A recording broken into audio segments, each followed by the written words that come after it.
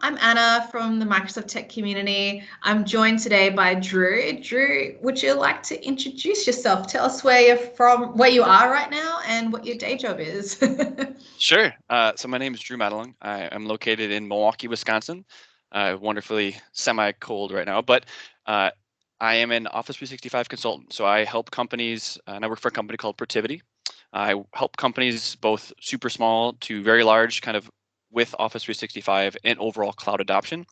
So I help really people. I do a lot of migrations. I do a lot of awareness. I do a lot of security campaigns, kind of getting people into the Microsoft cloud and kind of bringing them into the modern world, into the modern experiences that we have today.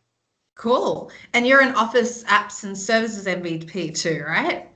Yes, I am an Office Apps and Services MVP. So I've been working a lot with both the product teams and the different groups there, kind of around what's coming, what's new, and really how to really embrace and with this technology and through community and speaking. So I'm kind of all over the place, traveling and speaking and talking to you today as well. Yeah, cool. No, thanks for the chat today. So the reason why we're having this video chat is because we had a really good Twitter conversation about user adoption and Microsoft 365, and it sounds like you've got a lot of experience in that area. There was one particular comment you made around that some people might even think is controversial, that educated awareness is more critical than true training. So do you want to elaborate a little bit more about what you mean by that? Absolutely. So I worked with a lot of different companies, and some of the things that I've seen is not necessarily in that training doesn't work. It's that awareness, to me, awareness of what's coming, awareness of the technology, and awareness of how that technology can be used is more important to getting people involved. Mm, And the reason I kind of see that is because there's all different types of users in each department, in each company, right? You have the people that are never going to embrace technology. You have the power users that want to be all in, and then you have the big mix of people in between. mm, And what I see a lot of is it letting people know what's coming, right? Whether it's through email campaigns, Yammer blasts, news digests, whatever, posters in the wall, awareness of what's happening, right? mm. Especially now that once you get in Office 365, it's about embracing change, and the culture has to start embracing change, and it's awareness of that change. And if I'm a user and I'm sitting there and I say, and I log into my portal at some point, I log into my new SharePoint site or I log into OneDrive, and what if it looks different, right? I don't necessarily need training on how I might on how to kind of move content around because the new stuff is very intuitive, right? It's very straightforward Mm, on how to work with this information. But if something changes and if something is new, or if something is even just new for the company, I I want people to be aware of that, right? I want them to mm, know what's going on. I want people to know uh, why these things are here. mm. So, and a lot of examples that I do is working with portals. It's building new internets, building new environments for people, and solutions for users to come out into. Mm. Now, I want to build a portal, and I want to work at in building especially new modern portals. It's pretty straightforward to build it pretty intuitively, right? I don't necessarily need to know how to click, how to navigate around. If I build the right Yeah. navigation, I can do it. But I need to know why I should be going there. Right? I want to have why is it called the way it's called? Like um, what is I mean, if I looked at it from an awareness campaign, it's this is a waffle. This is how you get Mm. around. This is SharePoint Yeah. Home. Now you can use this to create sites. This is how you can use it to collaborate and work anywhere. Make sure you go out and download the mobile app. Make sure you look at the OneDrive application. These are the mobile application, right? These are all things that you can be empowered into it. But I don't necessarily believe all the time that you have to go in and say, this is how you use the OneDrive app. This is how you Yeah. use the SharePoint app. It's awareness that these things exist, and then the cohesions have started to come together because of the platform that we're in. Yeah. And it's not just about, how you can use these things, but it's kind of the why too. Like what's in it for me? Why should I even be motivated to change from doing the things I used to do to doing the things that you're asking me to do?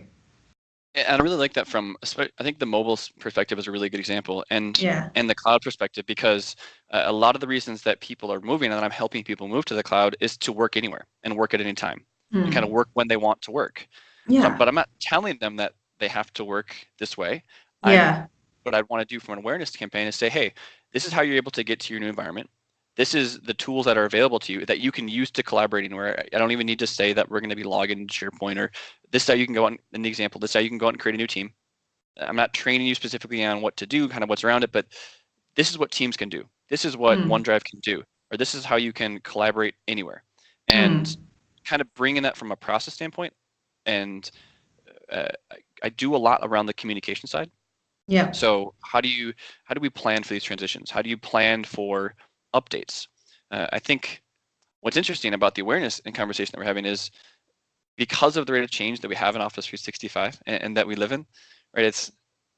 It's hard for even us. It's hard for me as an MVP to even keep up with what's coming. Oh, totally. I can't even imagine. I put myself in the end user shoes, and how am I supposed to know why I should care? Yeah. But if you spend the time, and let's say a good example is in the OneDrive space, as these things continue, there's enhancements coming all the time. They might not be super visible to the end users, but they're there. Right? How do I restore a file? How do I move a file to a new site? That's not necessarily training. It's awareness that you can move a file, or it's awareness to say, hey, you can create a file in SharePoint or create a file in OneDrive and move it to your SharePoint site or move it to a location. So, and building campaigns and kind of awareness communication plans around that. I really like the concepts of whether it's monthly digests or bi-monthly digests or locations for users to come out and ask questions. I think Yammer is a very powerful tool from the collaboration aspect, whether it's a power user community or an open source community that people can kind of come in and ask questions about what's new or post things that are new. We do that internally. We actually have a knowledge share inside of my team or inside my company that we share stuff when it's new. So I kind of use that as my broadcast. I broadcast to my team, letting them know when different things are hitting. This is why they should care. So not telling them how to do it, but keeping them in the loop. Yeah. So with campaigns, who typically drives that? Is that coming from IT or is it coming from a different department? That's a really good question, and I've seen both. The majority of the times I do see it funnel from IT. A lot of the people I work with coming from the IT pro background. I work with IT teams kind of to tell them they should be doing this. Now, what usually ends up happening is I had a client recently that we rolled out about 3,000 people up into Office 365, and we built an awareness campaign around this, and it was based on the IT team helped develop some of the digest, but we actually started empowering. We built a new news model, so actually using SharePoint News, and then the IT team could actually go out and build their awareness campaigns and digest them the same way that if there was a marketing communication, they kind of be in a different category, but in the same realm. So as an end user, I'm going to one place to consume my information, to consume my company awareness stuff. And the IT, I forgot what they called it. It was an IT broadcast, basically, would give them, hey, this is what's happening. This is some news for you to keep aware of. Here's some new things that are going to be rolling out in the next month that you should be, and some links back to, and mainly Microsoft documentation if they wanted to look at it. But they'd wordsmith a little bit, frame it up, and then use the same communication channels that already exist inside of that company. Yeah. Well, so both. It's both. A lot of times it starts from IT, and then if you can kind of work into other campaigns or work into other channels, device channels, you can. It's better than just getting an email blast from an IT spam, right? So you try to do, but that's not always the case, right? Every company's different maturity levels from their communication, and a lot of it does based on scale. Totally. Bigger companies, a lot easier. They usually have these campaigns. Smaller companies, you kind of have to do a little bit more. We have to talk a little bit more about what makes sense for the company. And sometimes it might not work right away. Sometimes it might be emails. Sometimes it might be I've done posters. I've done in-person stuff. Different options, but they kind of depend on the culture. Okay, so let's talk about company culture in a second. But I want to first find out, how do you determine what to push in an awareness campaign? You mentioned file restore. Is it usually on a feature level, or is it something else entirely? Mainly, I'm mainly starting to see it on a feature level because of kind of the awareness of what's happening. So I'm seeing a lot now, or I'm working more with people now to say when things are going to be hitting to your tenants, especially in SharePoint Online, especially in OneDrive, and now with Teams. You're going to log in and your Teams client could look different, right? And you might not necessarily see it right away. A good example is the background blur, right? Great example that it's a perfect thing to say, hey, did you know that have you had a call and you had and you had someone in your background, do you know you can blur your background now with like a link to how to do it? Yeah. So I do mainly do it kind of on the feature set, maybe like after we know it's been baked. So we know it's in the tenant. I know it's there. I know, and your example, I can restore OneDrive files. I've tested it. Let's let the company know with a process. So did you accidentally delete something, or do you think your computer's infected? Like whatever that process is that you think could be for your business, use that as like your little quip to provide that awareness that that stuff exists. Yeah. And is there a follow-up conversation to have? Meaning, okay, so you've told people that you can do background blur through Teams. Like, when do you talk about recording video footage from Teams? Like, how do you do that? Because what I'm hearing from all these interviews is that adoption is not like one and done thing. You need to continue the knowledge sharing, the best practice sharing. So, how do you figure out what that next thing to communicate is? So I try to align that kind of with I have done it two different ways. One way I really like to do is with support tickets, is with Yeah. kind of dependent scale. So if the questions that the teams are getting, if it hits a certain threshold, especially at very large enterprises, that should usually that company would create a knowledge article. As an Mm. example, like that's let's shift the awareness campaign to that. So Mm. I'm having trouble accessing my content X. Okay, well let's figure out a way to broadcast that back out. So Mhm. servicing is right because you want to keep good support. Employee engagement involves people accepting it and liking it, and you don't want to have a bad taste. So I like to start with the servicing model, Yeah. and then I look at it from the tech. So as I just kind of discussed, what's new, Yeah. and then I would look at it from uh, building up repositories or information for uh, people to go to. So more knowledge articles that people want to empower themselves in. And whether it's the adoption, a great example is some of the teams adoption toolkits out there now, right? That's a perfect Yeah. example that I would want to provide awareness into. I like putting some of that stuff. If I'm building a new portal today, I like putting some of that stuff in line if I can. So Mm. even from let's say a site templating process, user goes out and creates a new site. By default, they have something on that site that says, "Hey, you want to learn more? You want to learn more Mhm. about about your new SharePoint site?" And Yeah. since there's so much good documentation actually from Microsoft that we're able to link back to a lot of those repositories, but kind of putting those in line. And then the last option I do a good amount is building out more the traditional learning centers, right? Traditional Mm. like user goes to a location and they can ask a question. It's a FAQ type scenario, and a lot of those Yeah. FAQs link back into whether it's third-party purchased education or videos, or let's say a trainer did a video or Microsoft documentation. Yeah. So that's the problem I have with that is users, or not a problem, that involves users being dedicated to go look. Yes. And a lot of times users, unless I want to have that there for power users, in my opinion, but if you're a power Mm. user, you're probably gonna go to the internet. And Right. realistically, I've helped build learning centers in this scenario, and realistically, you could just go, if the power users are going to do it, you could go Google it and they're going to Yeah. find almost the same documentation. So if they want to get it done, they're going to do it.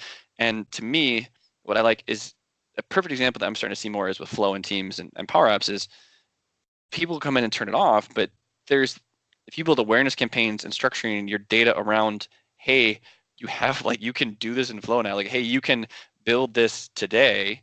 I don't need to build a learning center for that because the internet is the learning center for us. Google is a learning center.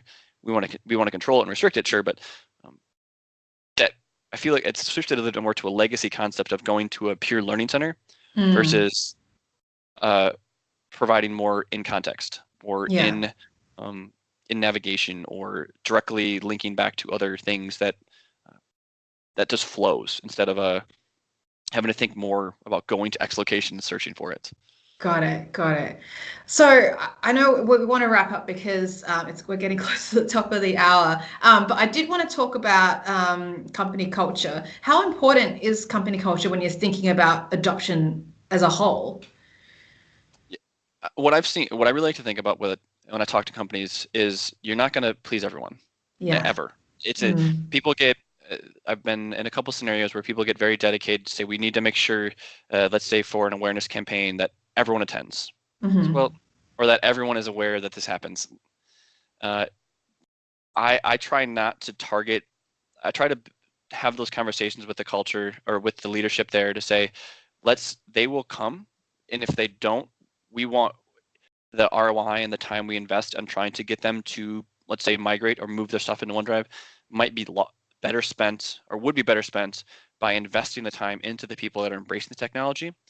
Because you do see it a lot. You do see a lot with different types of companies. So manufacturing, you get a large scale set of engineers that are, you can be very specific. It's harder for them to shift, but there are people that will, right? Yeah. And it's figuring out a plan, whether it's from a champion perspective, a ninja perspective, whatever it is, to kind of. I even did one where we had users, if they signed up, we gave them little trophies. So and they put little trophies on their desks because they became kind of their champions. Yeah. And we used them, but we spent the time investing in them, not spending the time investing in the people that were not going to accept it or not going to want to try. So from the culture aspect, I try to work with companies to identify those and figure out ways that their company, a lot of people already know them, right? The people that they're active in Yammer, they're the people that are active in requesting SharePoint sites, or the people that are, you can even go into OneDrive and see, and from the IT side, hey, who's using the most stuff? How active are these things? And let's target them, and let's say, are there any opportunities that you want to see? Who's the most active? And then, and if you're not, those might be the people you want to embrace from a awareness, like letting them know, but they might not be the ones you want to target for power user training or bringing someone in to say, right, you want to make sure that those people stay happy. You don't want them to kind of go out and doing their own thing. So invest in them, and the other people they should follow. At some points they don't, sometimes they do, but from a company culture aspect, I like to kind of separate those two. Yeah. Awesome. This has been a really great conversation. I think we could talk about this for ages, but I do have to run to my next meeting. But thank you so much, Drew. If people wanted to find you on Twitter, what's your handle? Yep. So my Twitter handle is then my last name, or at Madelung. So D Madelung, however you want to say it. So what's my name. the correct way to? How do you pronounce it? Oh, it's actually Madelung. Madelung. Yep. Okay, got it. Because otherwise I will be terrible at introducing you at future speaking gigs or whatever, or interviews. But thank you so much for the chat today. If people want to continue the conversation, you can hit us up on Twitter. I've got a lot of other interviews coming up. So if you're waiting to be interviewed by me, hold your horses. My DMs are getting a little loaded right now, but it's been really great. I'm learning a lot too. This has been super helpful. So thanks again, Drew. Thank you, Anna. All right, we'll talk soon. Bye now.